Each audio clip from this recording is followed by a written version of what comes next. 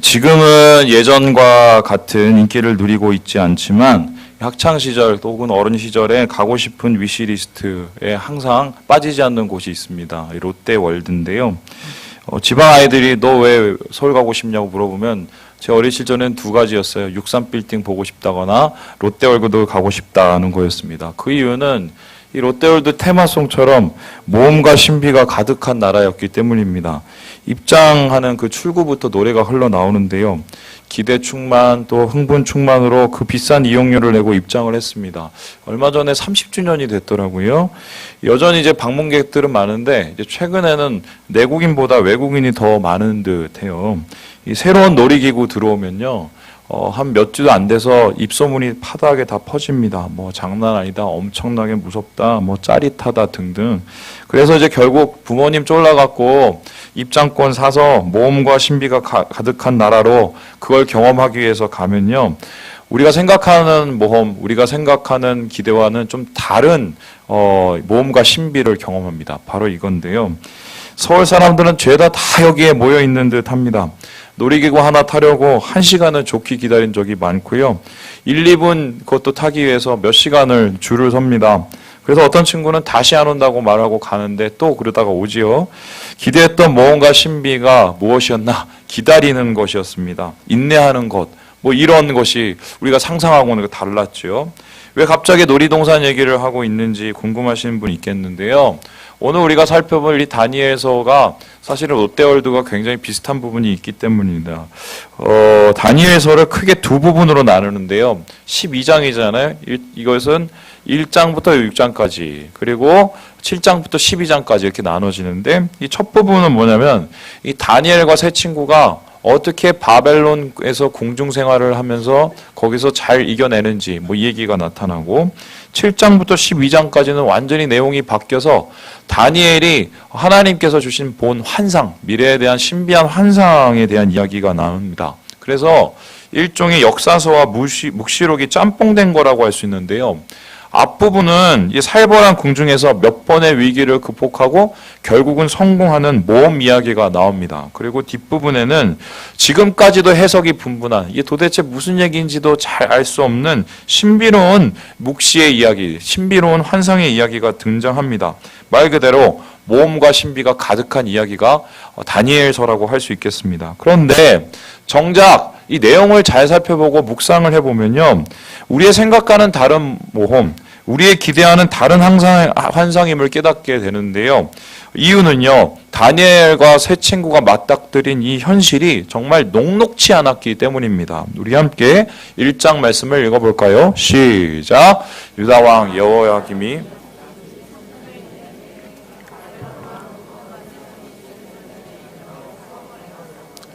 이 다니엘서의 시작이 뭐냐면 예루살렘 멸망입니다. 느부갓네살이 군대들을 이끌고 성 주위를 에워쌉니다. 그리고 피를 말린 후에 궁극적으로는 무너뜨리게 됩니다. 이후의 이야기는 이 비슷한 배경이 되는데요. 다니엘과 세 친구는 끌려와요. 그것도 바벨론으로 끌려오고 그것도 한복판 왕궁에서 살게 됩니다. 그래서 그들은 만일 에어싸인 이 예루살렘 섬처럼 사방의 우겨쌈을 당한 압박 속에서 살아가게 됩니다.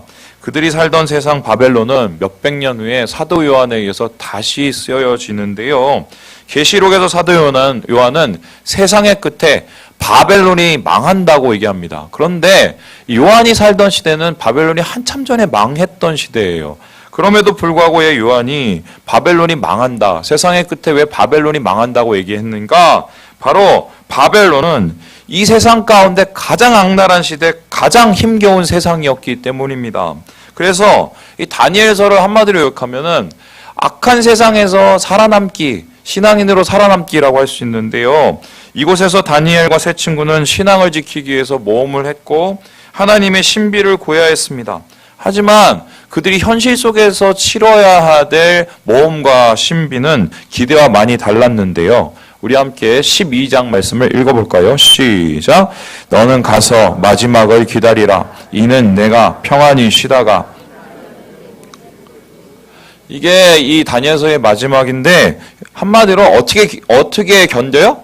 기다리는 거예요. 모험은 결국 기다리라는 거예요. 다니엘서의 마지막 구절에 이 조금 경망스러운 표현일지 모르지만 모험과 신비가 가득한 나라에서 끝없이 늘어선 대기줄을 기다리는 것처럼 그들은 끊임없는 핍박과 압박 속에서 기다림으로 싸우고 기다림으로 버텨야 했습니다. 그런데 그 기다림이 쉽지가 않았다는 거예요. 막연히 기다린 게 아니라 죽기 살기로 기다렸습니다. 정확하게 표현하면은 풀무불 앞에서 기다렸는데요. 그도 그럴 것이 그들이 살게 되는 세상은 둘 중에 하나, 예스 오아 노, 한마디로 우상숭배 혹은 풀무불 둘 중에 하나를 선택해야 되는 시대였어요. 우리 함께 확인해 볼까요? 6절 말씀입니다. 시작. 누구든지 엎드려 절이 아니하는 자는 즉시 예루살렘을 무너뜨리고 이 바벨론으로 돌아옵니다. 이 느부갓네살이 그러다가 꿈을 꾸는데요. 너무 괴상해서 지워지지가 않는 거예요. 그래서 이 꿈을 해석할 수 있는 술객들을 불러달라가 이걸 해몽하다 하려고 얘기를 했어요. 근데 중요한 거는 어떤 꿈을 꿨는지도 얘기를 안 해줍니다. 그래서 밝혀내지 못하면 모조리 싹 다 죽였는데요. 이때 다니엘이라는 이 사람이 정답! 이렇게 외쳤어요. 그러더니 그 꿈을 다 밝혀낸 다음에 그 꿈을 해석합니다. 그 꿈은 뭐냐면 금신상 꿈이었는데요. 이 금신상, 이상한 신상, 위에는 금, 아래는 철, 이렇게 세워진 그 이유가 뭐냐면 이 앞으로 세워질 나라들에 대한 것이었습니다. 다시 말해서 바벨론이 무너진 다음에 페르시아가 오고, 페르시아가 무너진 다음에 헬라가 오고, 헬라가 무너진 다음에 로마가 온다. 그거를 이 느부갓네살이 꿈으로 꿨던 거예요. 이 왕이 생각한 정답이 맞았는데 그 얘기를 듣고 기분이 안 좋았어요. 왜냐하면 내가 세운 이 왕국이 끝난다고 받아들일 수가 없는 거예요. 그래서 결국 그는 좀 더 회개망측한 일을 시작했는데요. 뭐냐면 꿈에서 본 그 금신상을 만들어서 사람들을 절하게 하는 금신상 프로젝트를 만들어요. 이 신상의 높이가 30m고요. 전체가 다 금으로 도배되었습니다. 그 이유가 뭐냐? 이 이해되지 않는 행동을 한 이유가 무엇이냐면 불안했기 때문이에요. 내가 그 꿈은 꿈처럼 그렇게 내 나라가 망하면 어떡하지? 아니야. 그런 일은 절대 없어. 그리고 자신의 힘을 과시하고 모든 사람에게 복종시키면서 영원한 제국을 건설하려고 꿈꿨던 거지요. 그래서 다니엘과 세 친구는 어쩔 수 없이 저항해야 했는데요. 왜 하냐면 이 여호와를 섬기는 자로서 금신상에게 절을 할 수 있어요, 없어요? 절 못하죠. 예수 믿는 사람이 제사 드리면 돼요, 안 돼요? 안 돼요. 이런 거 비슷한 거예요. 그래서 여기서 우리가 중요한 사실을 하나 발견하게 되는데 믿음으로 산다는 건 축복의 길이지만 애초부터 우리는 선택의 기로에 서 있게 된다는 것입니다. 세상인가 하나님인가? 그런데 그 선택을 할 때 우리는 어떻게 하냐? 항상 대가를 치르게 되는데요. 그 대가가 너무 잔인하다는 거예요. 우리 사회는 예수 믿는다는 이유로 핍박을 많이 받는 시대는 아닙니다. 그럼에도 불구하고 많은 크리스찬들이 세상 속에서 신앙 지키기 너무 힘들다고 말하는 이유가 무엇일까요? 술 먹고 못 먹고 담배 못 피는 수준이 아닙니다. 우리가 예수 믿고 살아가면 욕 제대로 못하지요. 복수도 시원하게 못하지요. 잔수 써도 돈도 못 벌지요. 그리고 남 속여서 이익도 못 챙깁니다. 그리고 성경에서 요구하는 윤리적인 기준은 세상이 말하는 이 도덕 기준보다 훨씬 높아요. 그래서 내가 이렇게 아무리 노력해도 그 기준을 맞추기가 굉장히 어려워요. 그래서 교회만 오면 목사님이 뭘 그렇게 우리가 잘못했는지 회개하라고 하고 내려놓으라고 하고 맨날 이 모양으로 얘기를 하잖아요. 그러니까 이건 교회 다니는 게 오히려 더 손해 같은 느낌이 드는 거죠. 그렇게 참고 살고 희생하고 살면은 축복이나 많이 해주시면 좋을 것이지 결국 찾아오는 게 뭐냐? 야, 금신상 아니면 풀무불이야. 우리가 금신상을 택하지 못하니까 결국 어디에 서게 돼요? 풀무불, 불타는 풀무불 앞에 서게 된다는 것입니다. 목숨 걸고 불타는 풀무불에 들어가라는 것. 이거 중간은 없다. 선택은 무조건 해야 된다. 이게 답답할 노릇이지요. 이런 답답한 선택 앞에 서게 되면 우리가 나타나는 게 본전 생각입니다. 아유, 내가 이럴 줄 알았어. 끝도 없지 뭐. 불평과 원망이 마음속에서 올라오고요. 그리고 이런 본문 속에서 아유, 나 안 해. 나 포기할래. 이런 포기하고 싶은 마음이 마음속에 막 도사리게 되지요. 그런데요, 오늘 본문을 통해서 우리가 분명히 알게 되는 것은 신앙은 당연히 풀무불을 선택할 것을 강요한다는 거예요. 풀무불 아니면은 다른 방법이 없다는 것입니다. 피도 눈물도 없고요. 왜 하나님께서 이토록 잔인하게 우리를 풀무불로 몰아넣으실까?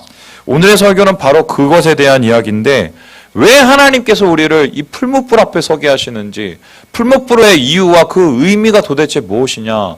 우리가 이렇게 괴로워 죽겠는데 축복은 못 해주실 망정 왜 우리를 자꾸 풀무불에서 선택을 강요하시는 건지 오늘 그 이야기를 좀 해보려고 하는 것입니다. 자, 그러면 첫째로 하나님께서 바벨론 같은 세상 속에서 우리를 풀무로 몰아세우는 이유가 무엇일까? 우리 같이 한번 읽어볼까요? 시작! 우리의 믿음을 시험한다. 풀무불이라는 것, 이 불타는 풀무불이라는 것이 우리의 믿음을 시험하는 역할을 하기 때문입니다. 그래서 풀무불이라는 건 예수 믿어 당하는 고난인데요. 이 풀무불 앞에 우리가 서게 되면 우리의 믿음 상태가 고스란히 다 드러납니다. 우리 함께 16절의 말씀을 같이 한번 읽어보지요. 시작! 사드락과 메삭과 아벳느고가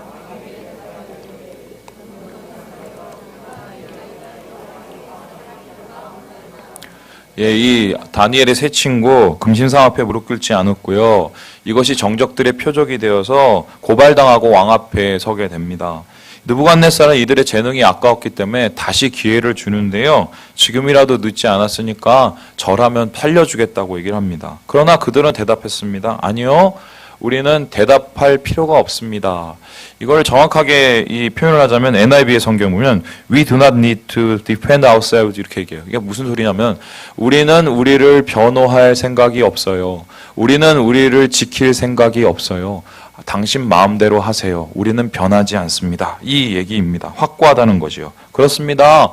이들은 지금 왕과 백성 앞에서 자신의 신앙을 고백하고 있어요. 결코 우상 앞에 무릎을 꿇을 수 없는 타협이 없는 신앙 말입니다. 말 그대로 진심이고 진짜 신앙이에요. 왜입니까? 죽음이 불타고 있는 풀무불이 앞에 있기 때문입니다. 고난과 시험은 힘이 듭니다. 하지만 유익이 있습니다. 어떤 유익인가요?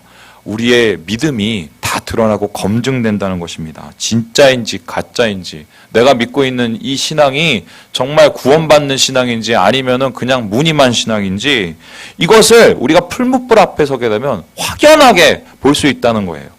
여기에 대해서 레리 오스본 목사님이 이와 같이 얘기를 하시는데요. 같이 한번 읽어볼까요? 시작! 우리는 자신의 믿음이 이미 검증받았다고 확신한다. 그래서 우리 믿음이 그런 식으로 시험받는다는 건 상상도 하지 못한다. 하지만 믿음이 진짜인지 아니면 그저 약한 것인지 혹은 완전히 가짜인지 확인하기 위한 유일한 방법은 고난과 시험을 거치는 것이다. 고난 중에 사람들이 하나님께 화를 내며 떠나가는 것은 시험이 너무 어렵기 때문이 아니다. 그것은 그들의 믿음이 가짜이기 때문이다. 그들의 믿음이 가짜이기 때문에 가짜와 진짜가 드러난다는 것입니다.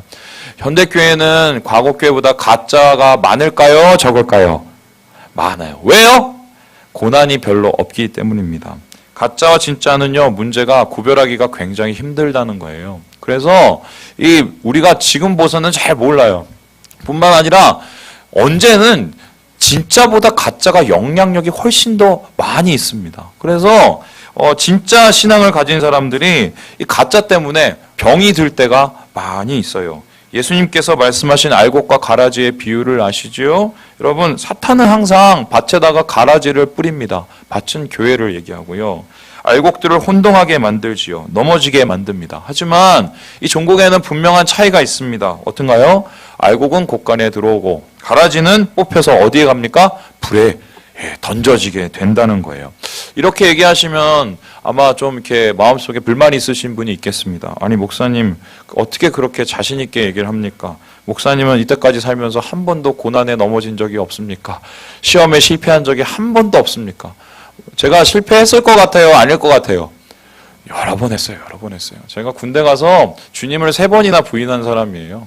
베드로보다 더 못하는 사람이고 더 망가진 사람이었어요. 그런데요, 여러분 그거 아세요? 그래도 저는 제 딴에는 가라지 목사라고 생각을 안 하거든요.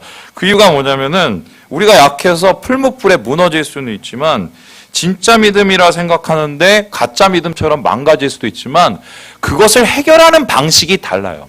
한마디로 뭐냐면 실패 이후에, 넘어진 이후에 그것을 해결하는 방식이 진짜 믿음과 가짜 믿음이 다릅니다. 진짜 믿음은 실패 뒤에 계속 쓰러져 있기를 거부합니다. 그리고 이를 악물고 어떻게든 다시 일어서려고 하고요. 어떻게든 풀무불 앞에 다시 서려고 합니다. 될 때까지. 그런데 가짜 믿음은 어떻습니까? 그냥 그렇게 무너지고 타협을 하고 그게 끝이에요. 돌아오지 않습니다. 그래서 여러분 오늘 여기 나오신 이유가 뭐예요?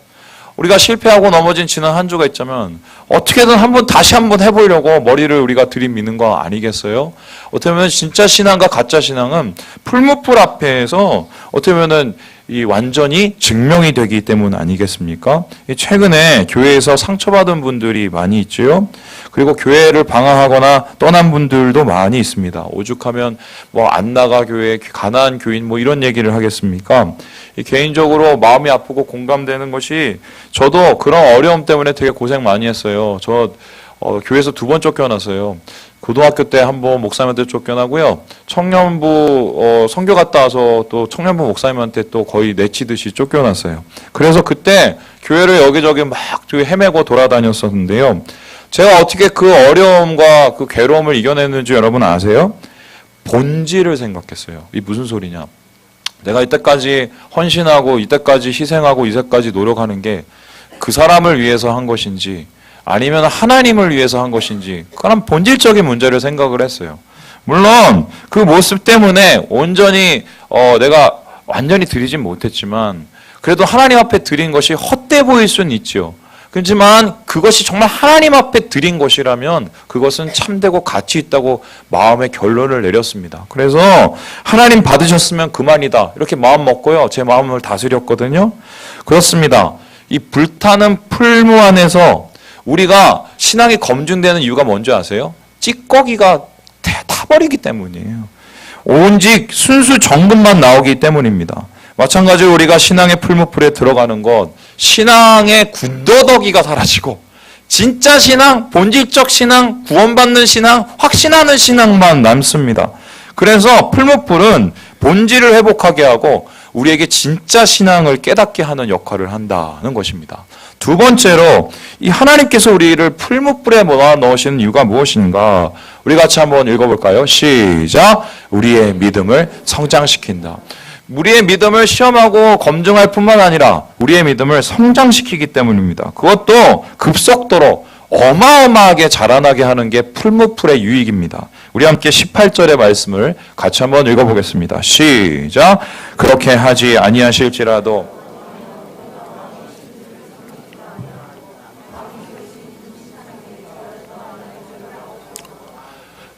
본문에는요. 이 신앙의 3단계가 나와요. 3단계가 나오는데 이 첫 번째는 뭐냐면 하나님이 하지 말라는 건 안 하는 정도의 수준의 겁니다. 그래서 십계명도 시키고 또 하나님께서 말씀하신 율법도 시키고 또 주님이 원하시는 뜻을 한번 지켜보려고 하는 그런 신앙이지요. 그런데 이것이 이제 신앙이 한 단계 덮어쓰게 되면 뭐냐면 이렇게 내가 안에서 피해를 받더라도 계속 안 하는 거예요. 그 이유가 뭐냐?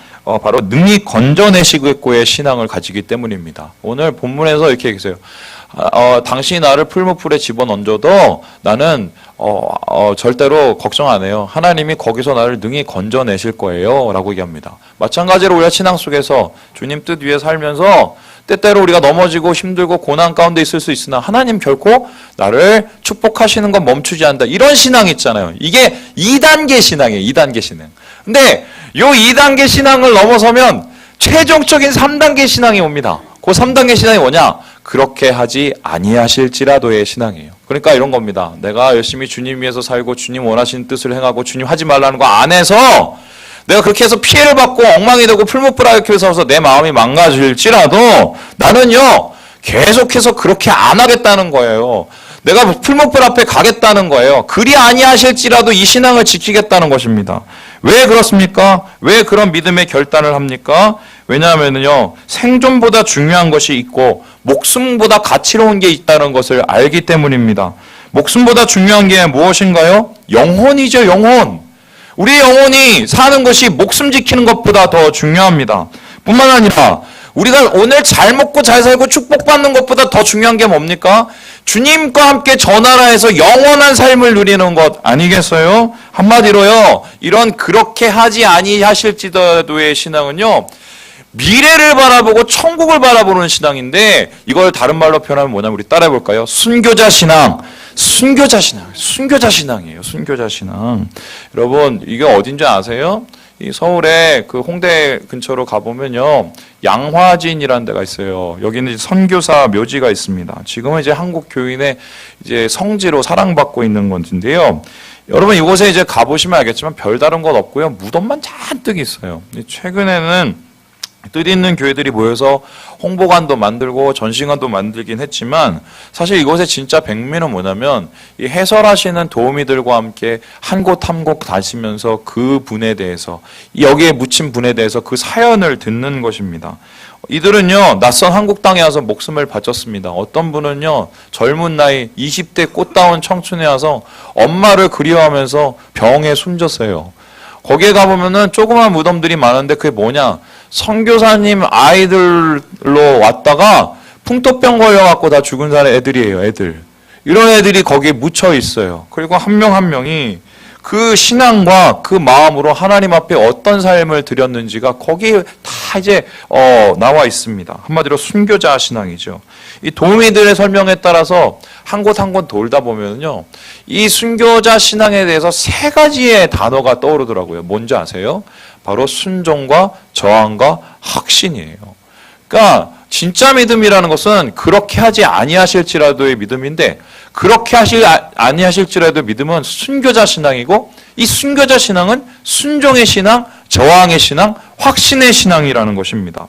여러분, 순교자 정신은 순종입니다. 하나님의 뜻을 따르겠다는 순종. 이들이 묻지도 따지지도 않고 이 조그만 한국 땅에 온 이유가 무엇일까요? 하나님이 가라고 하셨기 때문이고요. 가라고 하신 그 하나님을 너무 사랑했기 때문입니다. 왜 많은 한국교회 교인들이 이 같은 순교 위에서 세워진 교회를 다니면서도 많은 헤아림과 계산 속에 무너지고 있을까요? 왜 오늘날 순종이라는 단어가 교회에서 말하기 힘들어가는 단어가 어려운 단어가 되고 있을까요? 표면적으로는 상처지만 그 내면은 뭔지 아세요? 예전만큼 우리가 하나님을 사랑하고 있지 않은 거예요. 사랑하지 않으니 순종을 안 합니다. 여러분, 진짜 신앙은 순종이에요. 그래서 하나님께서는 순종이 제사보다 낫다고 하지 않으셨습니까? 뿐만 아니라 이 순교자 믿음은요, 저항입니다. 하나님의 뜻에 반하는 세상에 저항을 합니다. 그리고 하나님 뜻을 피하려는 육신의 이 본능, 맨날 무너지고 망가지고 자고 죄짓고 누워고 게으르고 이런 본능을 저항하는 게 이게 순교의 믿음이에요. 여러분, 우리는 종교개혁자들의 후예지요. 종교개혁의 기본 정신이 무엇입니까? 많은 개혁자들이 목숨 걸고 교황청과 싸웠던 이유, 하나님께 순종함으로 세상에 저항하기 위함입니다. 불의에 저항하고 죄악에 저항하기 위해서. 그래서 교회를 구원하고 사람을 살리기 위해서 종교개혁자들이 세상에 대한 저항의 신앙을 가졌던 것입니다. 여러분, 우리 지난주가 금요일이요, 3.1절이었는데요. 제가 그날 이제 밥 먹으러 의정부 시내를 갔더니 거기서 무슨 막 소리가 나요. 뭔 소리인가 봤더니 이렇게 군복 입고 막 총들 입고 앞에서 만세 이러는데 이렇게 3.1절 퍼포먼스를 하고 있더라고요. 근데 이날이 3.1절 100주년이었다는 거 여러분 아시죠? 근데 우리 교회들이 이날을 사실 되게 기억해야 될 필요가 있는 게요, 이 3.1절의 주역이 바로 누구예요? 교회였어요. 교회. 무슨 소리냐? 3.1운동 당시에 일제 헌병대 자료를 보면요, 검거된 사람이 19,525명입니다. 여기서요, 개신교인들이 거의 4,000명이 됐어요. 20%가 넘었습니다. 또 뿐만 아니라 이 중에서 목사님은요, 250여 명이 됐습니다. 한 거의 8%가 넘었어요. 그리고 민족대표 33인 중에 16인이 기독교인이었다는 건 아시죠? 기독교 참여 지역이 전국에서 거의 40%에 육박하고요. 당시 기독교인이 전체 인구의 2%도 안 되는 이 시대인데 어마어마한 숫자가 거의 다 동원이 됐다고 보면 되겠습니다. 여러분, 왜 이토록 교회가 대한독립 만세를 부르고 왜 이토록 이 일제에 항거하는 신앙을 가졌을까요? 신앙은 바로 저항이기 때문이에요. 진짜 신앙은 진짜 저항이기 때문입니다. 불의에 대해서, 죄악에 대해서 영원히 죽어가는 것을 도저히 묵과할 수 없는, 그게 진짜 신앙이고 그게 저항의 신앙입니다. 신앙이 저항을 잃으면 어떻게 하느냐? 타협을 할고요, 맛을 잃어버리고요, 사람에게 밟혀요. 오늘날 우리 신앙들이 많이 밟히고 있는 이유가 세상에 저항하고 나의 본능에 저항하는 신앙을 잃어버렸기 때문은 아닌지 돌아보게 되는 거지요. 또 뿐만 아니라 순교자의 믿음은 바로 확신입니다. 어떤 확신인가요? 하나님이 결국 이긴다는 확신이에요. 그리고 하나님이 결국 나를 지켜주신다는 확신입니다. 내가 지금은 어렵고 힘들어서 내 몸이 해해질 수 있고 넘어질 수 있으나 악한 원수들은 내 영혼을 절대로 멸할 수 없고 뿐만 아니라 주를 찾는 자는 궁극에는 이긴다는 신앙, 하나님께서 승리한다는 이 확신의 신앙이기 때문입니다. 그래서 이 확신을 가지고 다니엘과 세 친구는 풀무불 앞에 섰고요. 그들의 작은 신앙이 이 풀무불 앞에서 단련이 돼서요. 그렇게 하지 아니할지라도의 신앙, 순교의 신앙으로 발전하게 되는 것입니다. 여러분 지금 견디기 힘든 어려움과 괴로움 속에 있는 분들이 있을 거예요. 나는 분명히 예수 잘 믿고 교회 열심히 다녔는데 내 인생이 왜 이렇게 덥고요.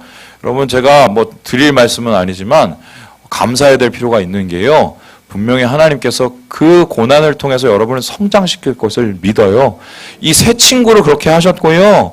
우리 초대교회 신앙인들을 그렇게 하셨고요. 우리 믿음의 1세대 신앙들을 그렇게 하셨고요. 하나님께서 또한 우리를 그렇게 세우실 것을 믿습니다. 풀무불은 우리의 믿음을 성장시키기 때문입니다. 마지막으로 풀무불이 주는 이 유익과 의미는 무엇인가? 우리 함께 같이 한번 읽어보죠. 시작! 우리의 믿음을 보상한다. 풀무불을 통해서 이 시험을 통해서 우리의 믿음이 보상된다는 것입니다. 이 보상이라는 말은 좀 경박하고요. 정확하게 표현한다면 우리의 신앙, 우리가 이때까지 믿었던 믿음이 헛되지 않았다는 것을 풀무불을 통해서 경험한다는 거예요. 우리 함께 25절 말씀을 같이 한번 읽어보겠습니다. 시작! 왕이 또 말하여 이르되 내가 보니 결박되지 아니한 네 사람이 불 가운데로 다니는데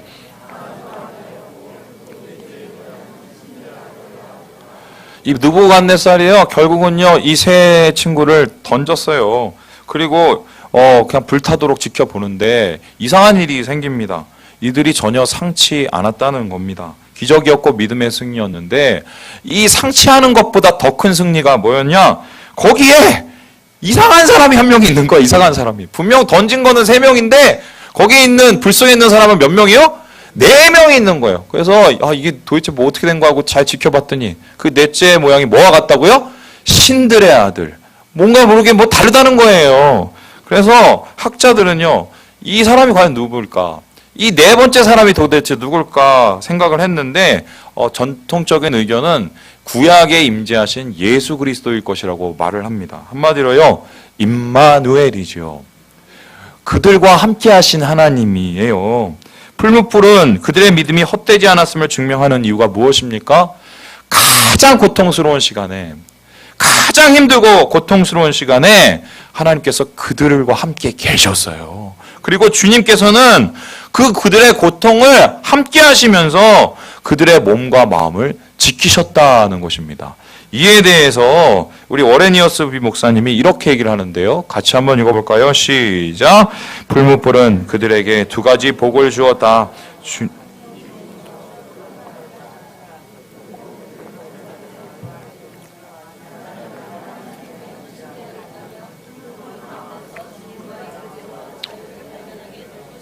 풀무불에 들어간 것이 오히려 전화위복의 계기가 되어서 세상이 누릴 수 없는 복을 누렸는데요. 그 믿음의 보상은 뭐냐? 거기에 함께 하시는 하나님, 그들을 지켜주시는 하나님이었어요. 여러분 이런 하나님을 경험하고 싶지 않으세요? 그런데 우리는 왜 우리의 삶 속에서 이런 다이나믹한 이 경험이 일어나지 않을까? 물론요. 하나님께서 이렇게 오늘날도 나 잘 봐. 내가 살아날 거야. 나 이제 불에 들어갈 거야. 이러지는 않으실 수 있어요.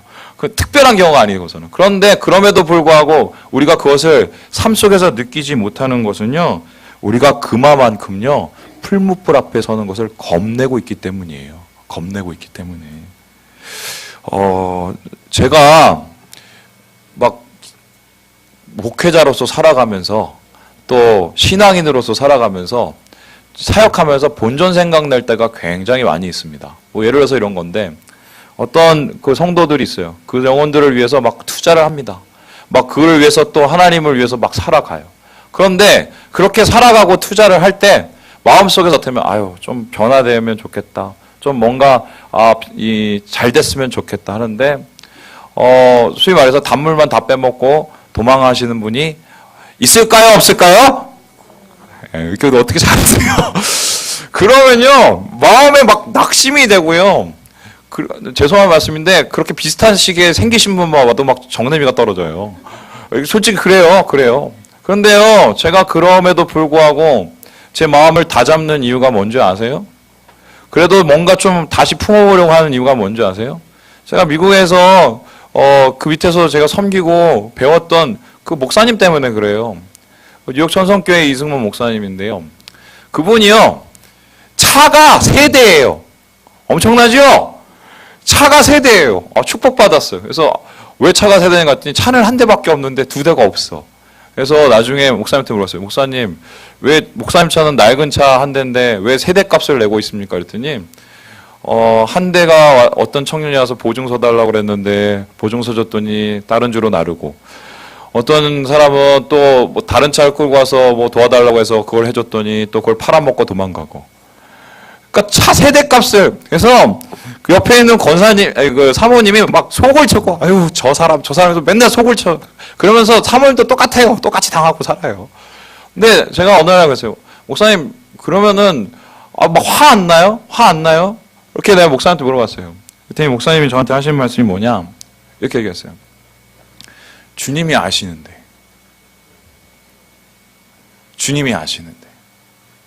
주님이 기뻐하시는데. 여러분 솔직히 화가 나죠. 왜 안 나요? 승질 나죠. 왜 안 나요? 그런데요 주님이 아세요. 우리의 신앙 속에서 이런 어려움 속에서 뭔가 몸부림쳐 보려는, 안 돼도 뭔가 좀 이 신앙을 지켜보려는, 안 돼도 뭔가 사랑을 해보고, 안 돼도 뭔가 순수성을 지켜보려고 하고, 안 돼도 뭔가 타협을 하지 않으려고, 이런 몸부림을 주님이 잘 아세요.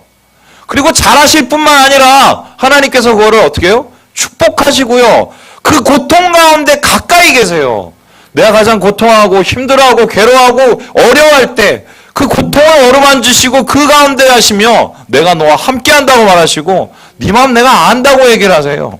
그래서요 제가 그분한테 배웠어요. 목사한테 배워서 요즘 마음에 막 심란하고 이러면 제가 하나님한테 막 넋두리 하듯이 이래요. 하나님 아시죠? 하나님 이거 기록하세요. 챙겨주세요. 아시죠? 저 분명히 했어요. 여러분 우리가 신적으로 하나님 안에서 어려움과 고통 속에서 위로를 받을 거는요 세상이 아니에요. 주님이 아시는 거 이거 하나예요. 믿음의 보상은 임마누엘이에요. 믿음의 보상은 하나님이 우리를 지키신다는 약속에는 아무것도 없어요.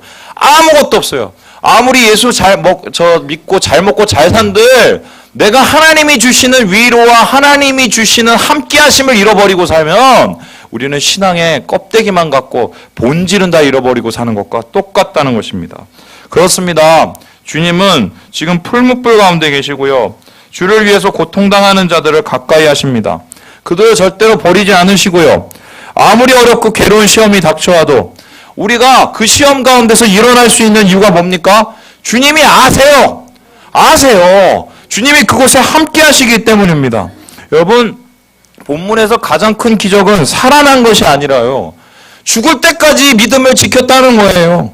생환의 기적보다 생명의 믿음이 더 위대한 것입니다. 그들이 견딜 수 있던 이유, 하나님 아시고, 하나님 살아계시고, 하나님 계시고, 하나님 나를 붙들고 있기 때문에 그것이 그들을 그곳에 버티게 했다는 것입니다.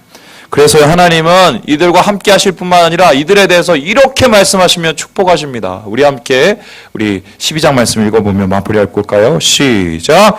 지혜 있는 자는 궁창의 빛과 같이 빛날 것이요.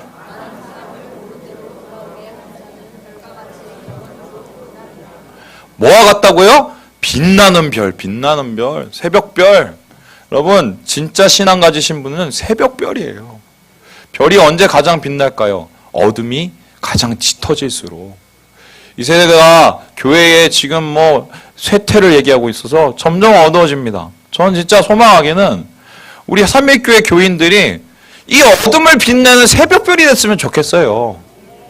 진정한 지혜는 하나님의 이 풀무불 앞에 서서 믿음을 성장시키고 믿음을 증명하고 믿음으로 주님 앞에서 보상받는 이 신앙이 하나님께서 오늘 우리에게 원하는 신앙이요 축복받는 신앙임을 우리가 깨닫게 되는 것입니다. 말씀을 마칩니다. 풀무불 앞에서 불평원망 내려놓습니다. 진짜 믿음은 시험을 받고요 성장을 이루고요 임마누엘 주님 경험합니다. 이 세대 가운데 주님이 찾으시는 진짜 신앙으로 거듭나시고 새벽별같이 빛나시는 사랑하는 삼위가족 되기를 주님의 이름으로 축복합니다. 기도하겠습니다.